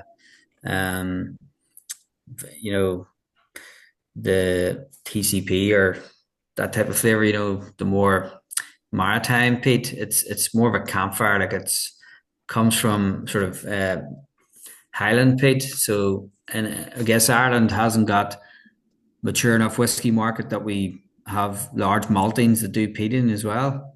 So the peated malt element is still sourced from Scotland, but it's more of the Campbelltown type peated malt. But it sort of differs from Scotland in that it's triple distilled as opposed to double distilled. So I think the parts per million on this would have been 55. But whenever you triple distill, it drops down to 20 to 22, you know, in the finished product. So sweet smoke. And then we found that sweetness pairs really well with imperial stout. So the chocolate, coffee, vanilla type flavors that's a good way to do it, Travis. Bit of stout and whiskey. So yeah, it's been a firm favorite, and at cast strength, it's amazing. And then at cast strength, some of the finishing on it you can do is awesome too. So yeah, definitely a whiskey that we fell in love with when we, right from tasting a little combo in a lab to now scaling it up to many casks of it. So it's great. You know, when you first sent us bottles to try before we even brought Two Stacks to Alberta, you sent us, so I had Smoke and Mirrors, First Cut. There's probably 5 bottles, and they sat in my office for a while. And the Smoke and Mirrors was the first one that was nearly empty.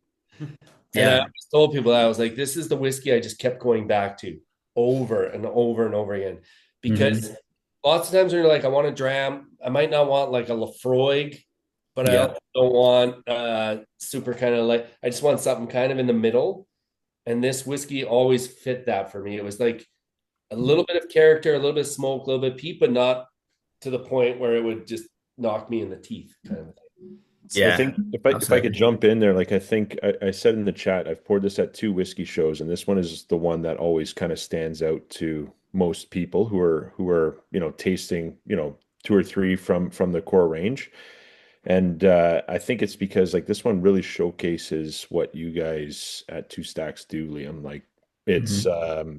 adventurous. It's got a kind of a mix of a few different things going on, and it kind of really stands out to the people who are in this group, of course, the whiskey geeks, but also other people who have never tried something like this, and they think like, oh wow, this is really good, right? So yeah, Yeah. it's a fun one to pour for sure and tell people about. No, definitely, and I think it stands up really well at 48 as well. It's a great spot for it, and it's definitely a whiskey person's drink. That has experience maybe with peat. They love it. Not because it's the most peatiest one, but it's balanced with the start, and yeah, it's kind of and it's a good one to even introduce people to peat to as well. Octomore or something might blow somebody away and scare them off, but something I guess where it's still the sweetness. There's other flavor here that's nice, and the peat's there, but it's not gonna overpower or destroy you too fast. It's made This for is the a one I nice. pour for all my friends that love Ardbeg, Mm. and it blows them away every time. They're like, "What? This is Irish?" Oh, great. Awesome. Yeah, I was gonna say like this is such a beautiful base for some of the other releases that have come out. Like, was it the first or second Canada exclusive two stacks? It was maple, but it was on this base, and it was Smoke and Mirrors maple. Yeah. Right there. Oh man, I Yeah. loved that whiskey. Yeah. That was great. It was such a unique whiskey because it had that base peated oatmeal stout, and then with the maple syrup stout finish on it as well. Like it was just like that stout barrel went back and forth, had so many things in it. But yeah, like obviously I've been able to procure a lot of whiskeys that haven't come to Canada, and any of the smoke and mirror stuff is always a standout for me. Yeah. No, it's great. It's great pairing it with the cask finish, and definitely that maple syrup stout one was a great one. So we can't put a whiskey straight into a barrel that was classified as like a food product in a prior. So we got these maple syrup casks, uh, but we couldn't actually put the whiskey straight into it. So again, our mates down in Brehon Brewery, they got a nice imperial maple stout, and that just calmed the maple down a bit too. And then we were able to use that barrel because the last thing in it was a beer. But that was like smoky bacon came through on that maple syrup one, and it was like, where does that come from? But Big again, time. hard to recreate. And then one of the coolest Irish whiskeys, most unique ever, was another Canada exclusive that we picked based on samples. We call it the Mandalorian, but it's Mandorla cream sherry, which none of us had a clue what the hell that was. We're still not sure. Yeah, We're still not sure. What is Mandorla cream sherry, Liam? So it's Madeira based. So yeah, instead of the sherry being like a PX grape or anything like that, it's Madeira based. So it's more almond sort of in style, almond marzipan type flavor. We had never heard of it either until we saw it pop up on like a cask broker's list, and it was like, well, we never heard of this here. Did a quick search and then asked them a little bit of info, and they're like, yeah, oh, yeah, this is super rare. They didn't even really know what it was or could come across it, and they're like, oh, that sounds like us. We'll take that one. I think we got a couple, and then they arrive, and it's like this is like really high grade French oak. It's had like basically top end Madeira in it, and the kind of the cream element of it happens after, so it's almost like it's a Madeira basically, but it has, I need to even investigate a bit more of what they do that makes it slightly different, but yeah, again, very, very cool. It's been in a hot climate, the island of Madeira. You get sort of extraction from the wood where it gets tons of the sort of cinnamon and those bacon spices coming out of it. Is kind of what I was picking up, and it done a real cool job on that whiskey. Like it's a strange pairing, but we did some ordinary single malt, some pot still, and then some peated, and which happened to be the Smoke and Mirrors cask strength, and worked really well. Yeah. I'm having a lot of regret right now because you guys keep pulling up bottles that I have purchased and finished.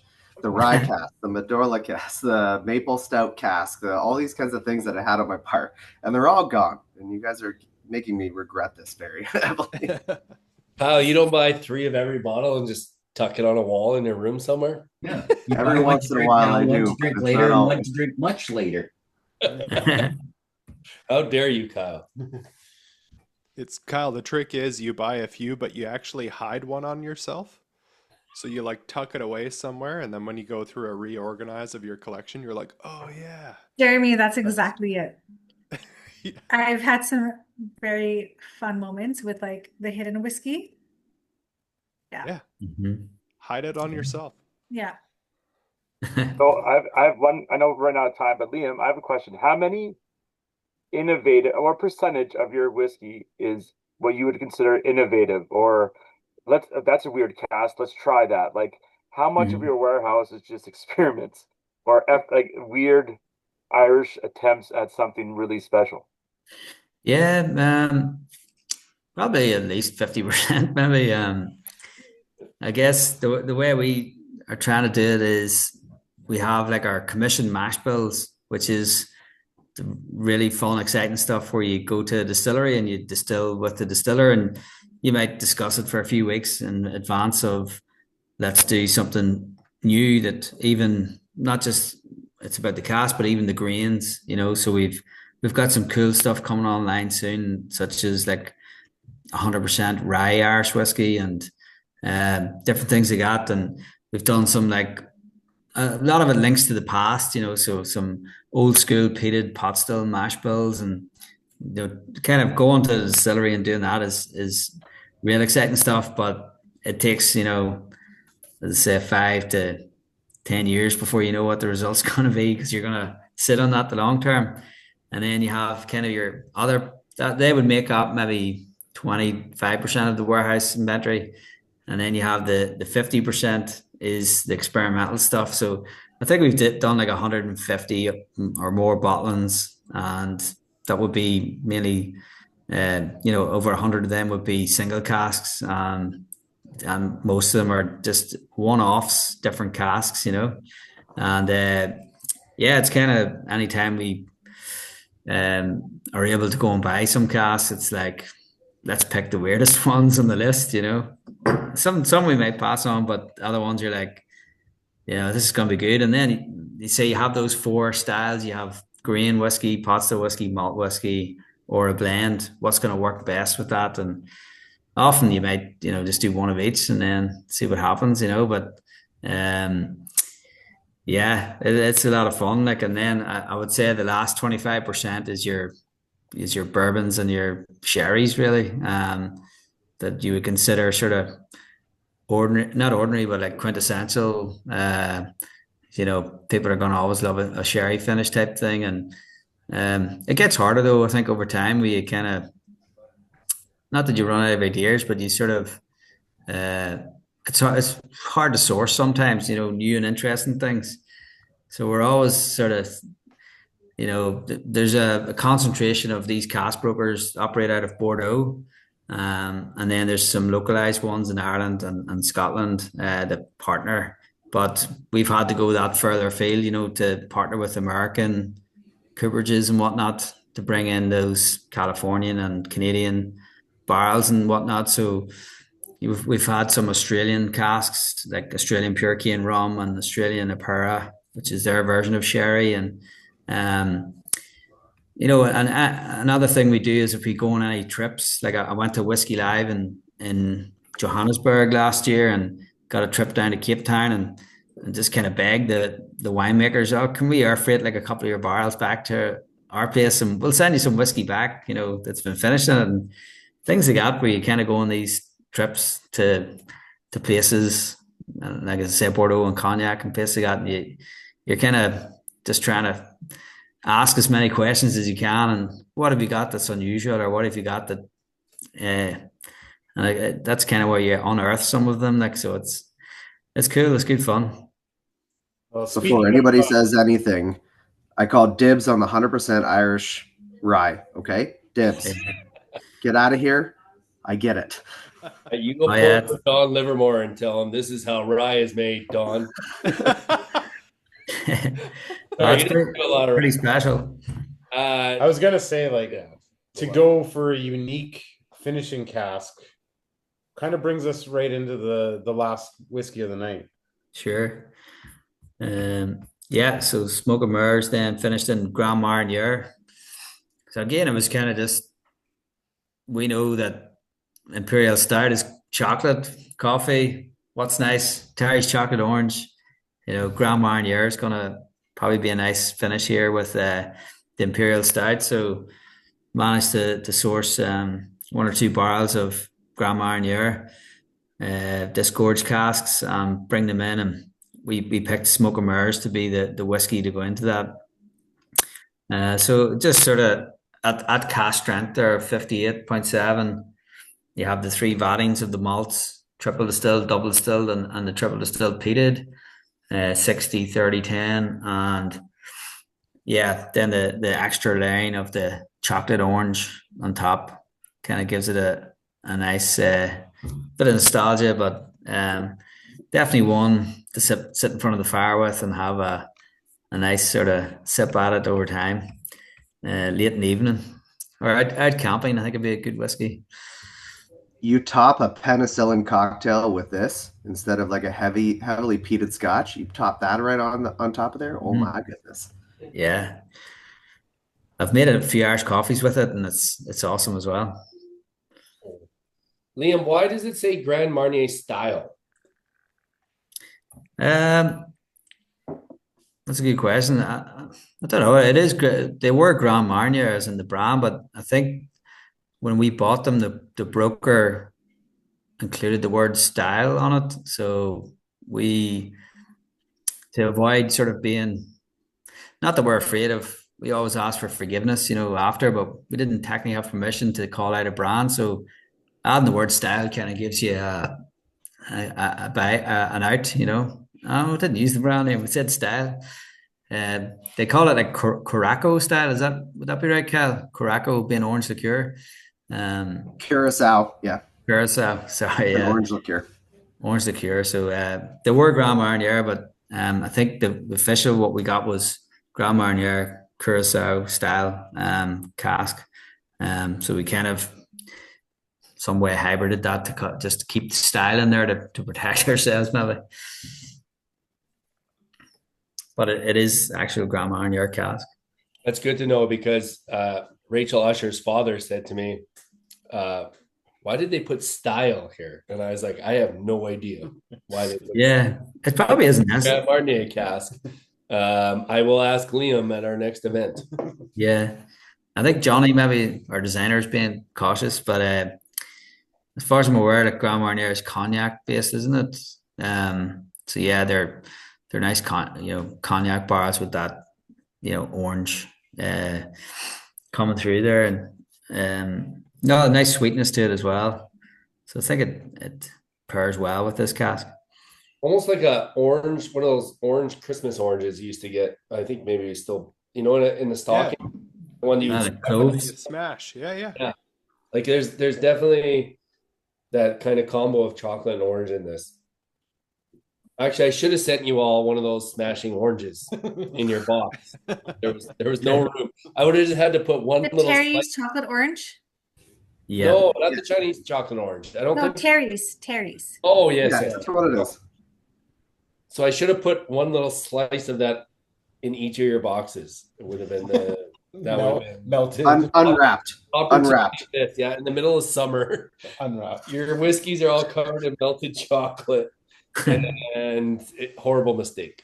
Well, when I first tasted this, I had my 12-year-old film me on my deck, and she laughed because I was so taken aback when I first tasted it, and it was like a peated chocolate mandarin orange is exactly the notes that I picked out. It was incredible. The citrus on it's amazing. It comes through. It's really vibrant, and it kind of cuts that smoke. Oh, Yeah, really interesting. Pauline says this is my least favorite, but maybe it's because I don't like Terry's chocolate oranges. Pauline, I would 100% say if you don't like Terry's chocolate oranges, this whiskey's probably not for you. Yeah, that's actually perfect. But also, well, I don't like them either. Also, I don't Pauline, like them either, and I like this whiskey. You don't like the oranges? No, I'm not a huge fan of them. I'm just gonna stay quiet for a while here.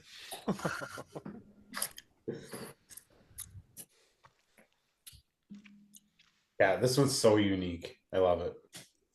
Very cool, Dram, Liam. I don't know how to make a heathen blend out of this. I don't know what to do right now. Mixing them all together seems like a wrong thing to do. I decided not to, Kyle. I think I'm going to mix all of the fruit blends together and see what happens. Oh, yeah. Liam, there's a thing we do after most of these virtual events and live events where we all save a little bit, and then people basically become John Glazer from Compass Box, and they're making their own blends. And it's called a Heathens blend based on the Whiskey Heathens out of Fort McMurray, Alberta. Yeah. It's kind of a Canadian whiskey tradition. So if you have any leftovers, if you want to make your own blend there. Yeah, I'll do what you want here. Oh, there you go. Yeah. Make a little. The fruit cocktail in a glass with the three. Oh my goodness. The nose on this is insane. Yeah. Which one did you do? It's just the 3 drops. Okay. Oh my goodness. It's like a fruit cup on acid. Okay, so we're quickly delving into dangerous territory here. And by dangerous territory, I mean the after drams. So before we get into that, Liam, can I just say, Shane owes you an apology. He left you. He was supposed to come. He's got 2 kids under 2. Yeah. I'm gonna give him a free pass on this one. Yeah, we'll give him one this time, but yeah, I think he just hit the snooze button or something and didn't wake up again. It's his loss, all right? It's his loss. That's it. I feel like you guys would have been fighting for the mic. Like you guys would have been arguing over who gets to present the next whiskey. And it would have been uncomfortable for all of us. So it was it was just one of you. Yeah, absolutely. You can obviously stick around as long as you want, but thank you so much for staying up or waking up or staying up or whatever you did, and for walking us through 8 crazy and extremely different whiskeys, and being part of the largest Irish whiskey tasting in Canadian history, probably. No, thanks very much, guys. It was brilliant. Enjoyed it. I'm glad you're enjoying the whiskeys and look forward to the new Canada Cloud casks and any other future collaborations to do. Cast strength fruit drops apparently is happening. If anyone's gonna scroll up and tally the results of the poll, I don't know who's doing that. It's not me. Hopefully somebody tallies up the results. It was close between blackberry and apricot. I don't know exact, but they were pretty close. Okay, we're gonna need a blackberry apricot blended cast strength for Canada. Okay. Yeah. No, I think the fruit drops we can do something cool with. Yeah. Put 2 together. Liam goes, okay. And then for anybody in Ontario, we have to do this, but literally this is the first and only brand we've ever gotten in Ontario. Elliot is the PWS Ontario manager, and he's been working his ass off with LCBO, trying to figure out pricing and lids, and I don't even know how it happened, but we are coming into LCBO. So we have what do we have so far? We got the single malt. Yep. Single malt's there. And then we have the Dram in a Can Irish cream, the double Irish cream. Yeah. 4 packs or 3 packs? 4. 4 packs. 4 packs. So 4 packs of those.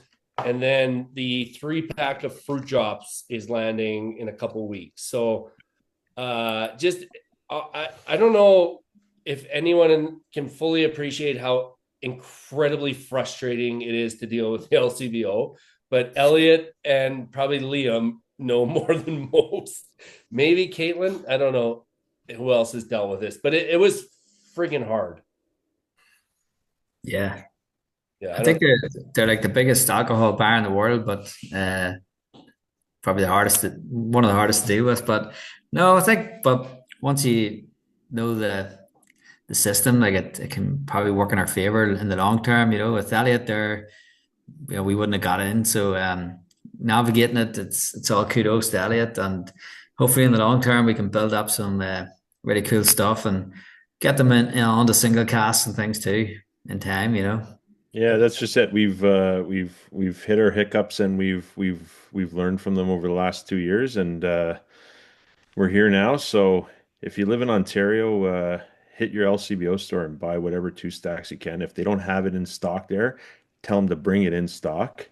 And yeah, the more we do with it now, the better it's going to be for the long run for us. So Can you tell me, Elliot, was the breaking strength of the dram in a can packs strong enough for LCBO standards? Well, I'll tell you one thing. Can you tell us a little bit about PPI and cardboard strength? Because we got a slap on the wrist. Well, yeah, poor Liam's getting hit with a couple fines there for his boxes, but we usually ask for forgiveness, so just that, like I said, we've learned our lessons, and we're here, and it's hitting shelves, and it's really cool. Yeah, shipments coming in milk crates instead. Yeah. Yeah. I don't even know how they would test. They have a machine that tests the cardboard, and they're like, you were supposed to be 300 PPI, but we tested 250. Yeah, we got docked because our dividers weren't attached to the box. So just to give everyone a full understanding of the world that we all are living in. Anyways, that's not important right now. Liam, thank you very much.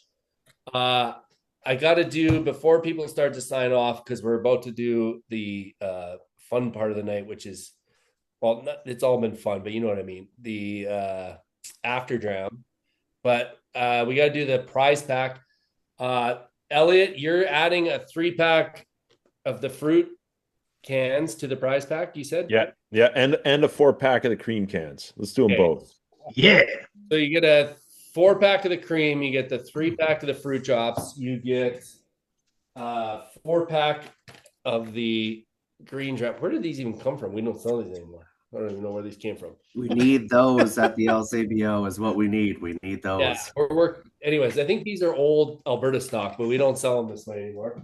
And then you get a full bottle of the first cut 2 stacks, which is and then you get a full bottle of the 12-year single grain. So that's the full prize pack. Jeremy, yes, sir. Am I allowed to share my screen to show this? I just allowed it, so you should be able to. Okay, so where do I go for that? It's like on the bottom, there's a little green box with an arrow. Yeah, the big thing that says share screen. Oh, there we go. Yeah, I had to exit full screen. Okay, share. I think it's desktop. I think that's going to work. Open the system settings. This might not work. Where's the PWS IT department? It might across the Rockies. It might not fully work for the screen share. I'm going to try one more time. I'm going to try one more thing. Safari unknown share. Yeah, it's not letting me do it. So Sean and I are both here, so you guys can trust us, right? 100%. I can take a video of it if you want. If Sean wins, you know it's rigged. Rigged. Sean, you can't win. I'm not allowed to win. So we got a giant spinning wheel of names here. You have to be in attendance to win. I wish we could show the wheel. It looks magical. Yeah. Sean's recording it. All right, here we go. First spin. If you're not here, you can't win. You can even hear the noise. Yeah. I know it's legit, right? Is Matthew McInnes here? Matthew, are you here? I don't think he's here. He picked up his kit. Yeah, he says he's here. He's in the chat. He's here. He's Hey, here? sorry, He's I'm in the here. chat. He's in the chat. Oh, I've been muted because I've been around toddlers all night. no, Matthew, that's totally fine. You have won the prize package. Oh my God. Yay. That's amazing. Thank you. Congratulations. Well, there's one more big announcement that we have to make before people start signing off. So yeah, Jeremy. Yes, do you sir. have yours? Sorry, Matthew. Don't unmute. I'll talk to you after. I'll send you an email. We'll sort it out. Okay. Okay, awesome. Thank you so much. Congratulations. Appreciate it. Jeremy, do you want to share the last screen? So Jeremy, Sean, and I have been working on something for probably 6 months. Yeah. And you guys are the first to hear about it, but where is it? There it is. We're launching our, well, I don't know, you guys talk. I've been talking all night. All right. We decided that we're going to bring back a whiskey podcast. Once a month. We'll have one episode a month. We are partnering with Whiskey Drop. We will be, basically it's an hour long. We're going to try and keep it to an hour. No, maximum 1 hour. Maximum 1 hour. Okay. If it's an hour, it just stops recording. Okay. Yeah. There will be 3 whiskeys that we focus on every month. The beauty of that is through Whiskey Drop, after every 2 episodes air, so 6 whiskeys total, we will have sample packs of those 6 whiskeys available to purchase through Whiskey Drop, so everybody can taste them as well. They'll be limited to like 18-ish packs every 2 months. But yeah, we're just going to kind of run through current releases. We're going to go through some whiskey news. We'll try and sort of have a theme that we stick with every month. And yeah, once a month. It's going to be easy. It's going to be fun. We're going to have a blast. And we hope everybody will join us, share, like, subscribe, whatever the YouTube people say. We will record every episode and it will be on YouTube, I do believe. Yes, sir. So it'll be 3 progressively drunker people talking for an hour, and you can follow us, you can listen. And yeah, the best part is the whiskeys we taste, you can taste them as well. And the first couple episodes, we have the whiskeys fairly lined up, the first one for sure, and there's some pretty limited releases in them that a lot of people don't get a chance to try. It's gonna be every whiskey is gonna be available for the most part across Canada. Yeah. Sometimes in Alberta, but you can buy it across. But it's meant to be whiskeys that you can buy. Yeah, if you want them. Yeah, that was important to us, that we're tasting whiskeys that people could listen and then actually go out and find them in Canada. Because it's fun to listen to people talk about whiskey, but if you can't go and taste it yourself after, then it's not quite as fun. So it's going to be cool. I'm excited. And then Rachel, from your end, can you explain how it's going to work with the sample kits? Because I mean, we've kind of dabbled in this. I know you don't want to talk. I'm sorry to make you talk, but the kits are going to be available every 2 episodes.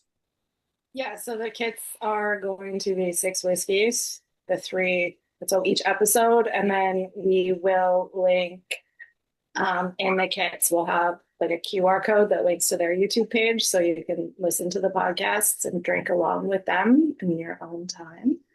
And you'll just be able to buy them through our website. As they said, there'll probably be about 18 kits available every other month. So I do take bribes. Yeah, when they're posted, we'll do like a cross brand across the social medias, and you guys will be able to just buy them through our website. And if you have any questions, let me know. Jeremy, what's our podcast tagline? What did we say it was?